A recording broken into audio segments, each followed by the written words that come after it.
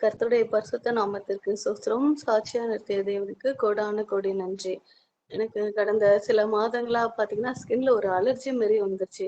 அதனால நான் ரொம்ப கஷ்டப்பட்டுட்டு இருந்தேன். அப்புறம் ஹாஸ்பிட்டலுக்குலாம் போயிட்டு வரும்போது, அங்க டாக்டர் சொல்லுவாங்க, "இது ஒன்ஸ் வந்துருச்சுன்னா ஒரு 3 இயர்ஸ் இல்ல 5 இயர்ஸ் ஆகும். நீங்க ரெகுலரா டேப்லெட் எடுத்துட்டே இருக்கணும். இல்லன்னா இது சரியாகாது" அப்படின்னு சொல்லுவாங்க. என்னால ப்ரேயர் பண்ண முடியாது. அ சர்ச்சுல உட்கார்ந்திருக்க முடியாது. அதுக்கான ட்ரெஸ் வந்து சாதாரண ட்ரெஸ் போட்டு போ முடியாது. காட்டன் ட்ரெஸ்ஸு அது மாரி தான் போட்டு போ முடியும். ரொம்ப அப்படியே ஊறல் எடுக்கும். ரொம்ப அழுகையா வரும்.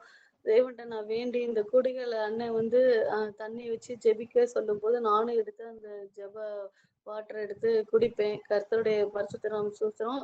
இப்படியே செஞ்சுட்டு வரும்போது, அது தானாவே அப்படியே மறைஞ்சிருச்சு. ஆனா டாக்டர் சொன்னது 3 இயர்ஸ் ஆகும்னு சொல்லியிருந்தாங்க. ஆனா அது தேடியும் காணாமல் போயிடுச்சு. இப்படி செய்த தேவனுக்கு கோடான கோடி நன்றி. அடுத்து வந்து ஒரு ஃப்ளாட் ஒண்ணு விக்கிறதுக்காக ஒரு கிட்டத்தட்ட ஒரு 10 இயர்ஸாவே முயற்சி பண்ணுவோம். அப்புறம் வந்து சரி வேண்டாம். இது இப்போதைக்கு இந்த அமௌண்ட் நமக்கு பத்தாது அப்படின்னு சொல்லிட்டு அத அப்படியே கேன்சல் பண்ணிடுவோம். இப்படியே இருக்கும்போது இப்போ ஒரு அ 15 டேஸ் ஆர் இல்ல 20 டேஸ் தான் இருக்கும். அப்பதான் அந்த ஃப்ளாட்டுக்கு வந்து நாங்க எதேர்ச்சியா பேசும்போது, சரி இந்த கடன் அதிகமாயிட்டே போகுது. அதனால நம்ம இனியும் வச்சிருக்க வேண்டாம். அத வித்துரலாம் அப்படின்னு சொல்லி நாங்க டிசைட் பண்ணோம். அது சொல்லி ஒரு வாரத்திலேயே அது முடிஞ்சிருச்சு. இப்போ முந்தாநேத்து போய் அத ரெஜிஸ்ட்ரேஷன் பண்ணி அவங்களுக்கு குடுத்துட்டு வந்துட்டோம். அந்த விக்க வச்சது தேவனுடைய கிருப. அது மாதிரி பார்த்தீங்கன்னா, அந்த அமௌண்ட்ட வந்து எப்பவும் சொல்லுவாங்க, நான் பிசினஸ்க்கு நான் போட்டுக்கிறேன்னு சொல்லுவாங்க. எனக்கு பிசினஸ்ல போட்டு போட்டு லாஸ் தான் ஆகுது. எங்க வீட்டுக்காரர் இன்னும் ரட்சிக்கப்படாத தொட்டு அவங்களுக்கு சொன்னாலும் புரிய மாட்டுது. ஆனா இந்த வாட்டி சொன்னாங்க, "இல்ல நான் ஜுவல்லலாம் நான் உனக்கு திருப்பி குடுத்துர்றேன்." அப்படின்னு சொல்லிட்டாங்க. அது ரொம்ப சந்தோஷமா இருந்துச்சு. அதே மாரி வந்து ஃப்ரைடே வந்து பேங்க்குக்கு போய் எல்லா ஜுவல்லும் கிட்டத்தட்ட வந்து 5 லேக்ஸ்க்கான ஜுவல்ஸ வந்து தேவன் கிருபையால திருப்பியிருக்கோம். அது கர்த்தருக்கு நாமத்துக்கு தான் அது மகிமை உண்டாகும். அப்புறம் வந்து நான் வந்து பேங்க்குக்கு போம்போதெல்லாம் இந்த ஜுவல்ல அடகு வைக்க மட்டும் தான் நான் போவேன். வேற எந்த ஒரு டிபார்ட்மெண்ட்டுக்கும் போவே மாட்டேன்.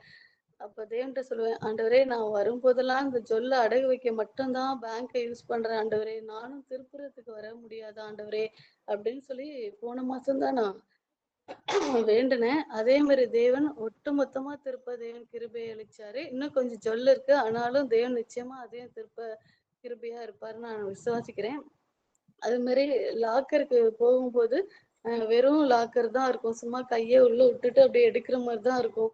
நான் இயேசுவின் ரத்தம் ஜெயம்னு சொல்லி ஒரு சீட்ல ஃபுல்லா எழுதிட்டு, அங்க போய் ப்ரேயர் மட்டும் பண்ணிட்டு, லாக்கர ஓப்பன் பண்ணிட்டு வந்தோங்கிற மாதிரி வச்சுட்டுருப்பேன். அ அந்த ஜெபம் வந்து இன்னைக்கு வந்து ஜொல்ல வந்து இன்னைக்கு கொண்டு போய் நாங்க உள்ள வைக்க போறோம். இப்படியா தேவன் கிருபை பாராட்டியிருக்காரு. அதுக்காக நன்றி.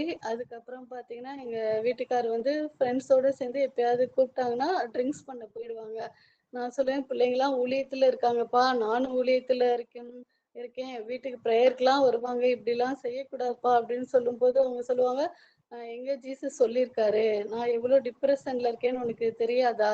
நான் என்ன குடிகாரனா? என்னைக்காவது தானே போறேன். அதெல்லாம் ஒண்ணும் ஜீசஸ் சொல்ல மாட்டாரு." அப்படியே சொல்லுவாங்க. ரொம்ப அழுகையா இருக்கும். போன மாசம் கூடயும் நம்ம ஜெப குடியில குடிகாரங்களுக்காக ஜெபிக்கும்போது, நானும் கூட சேர்ந்து நம்ப எல்லாரோட சேர்ந்து நானும் ஜெபிச்சேன். அப்ப திடீர்னு அவங்களே சொன்னாங்க, "இல்ல இது வந்து நீ சொல்லியிருக்க மாதிரி பாவத்த விட்டா தான் தேவன ஆசீர்வதிக்க முடியும் போல. சரி நான் இனிமேல் வந்து குடிய நிச்சயமா ஃபுல்லா நிறுத்திர்றேன்." அப்படின்னு சொல்ட்டாங்க. அதுக்கப்புறம் ஃப்ரெண்ட்ஸ் எல்லாம் வந்து அந்த தீபாவளிக்கு கூப்பிட்டாங்க. அதுக்கு முன்னாடி இந்த லீவ் அ அக்டோபர் 2 கூப்பிட்டாங்க. "இல்ல குடிக்காக என்ன கூப்பிடாதீங்க. நான் ஃபுல்லா நிறுத்திட்டேன்" அப்படின்னு சொல்லிட்டாங்க. அவங்க சொன்ன மறுவாரமே எனக்கு அந்த ஃப்ளாட்டோட வேலை எல்லாமே வந்து முடிஞ்சுச்சு சக்சஸா. இப்படியாக குடிக்க வைக்காம இருக்க செய்த தேவனுக்கு கோடான கோடி நன்றி. அடுத்து வந்து ஆலயத்துக்கு வந்து வரமாட்டாங்க. நான் என்ன செய்ய கடன் ஃபுல்லா அடைஞ்சா நான் வரேன். உங்க தேவன ஃபுல்லா அடைக்க சொல்லு அப்படின்னு சொல்லி சவால் விட்டுட்டே இருப்பாங்க. நான் தேவன்ட்ட சொல்லுவேன், "ஐயோ ஆண்டவரே! இவங்க எப்படி ஆண்டவரே வருவாங்க? சண்டே கடைக்கும் லீவ் குடுக்கவே மாட்றாங்களே ஆண்டவரே!" அப்படின்னு சொல்லி வேண்டிட்டு இருக்கும்போது, இப்ப கடந்த 1 மாசமா ஆலயத்துக்கு வராங்க. இப்படியா தேவன் கிருபை பாராட்டி இருக்கிறாரு.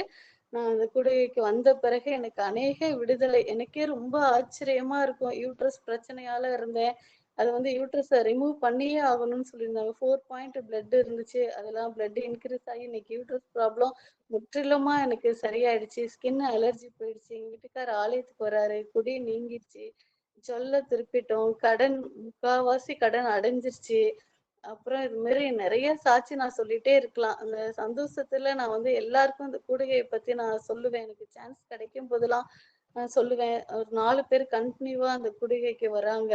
அடுத்து வந்து லிங்க் இல்லாதவங்க அந்த மாரி எப்படி செய்றதுன்னு தெரியாதவங்களுக்கெல்லாம் சொல்லிக் குடுத்துட்டு இருக்கிறேன். அவங்களும் வரேன்னு சொல்லியிருக்கிறாங்க.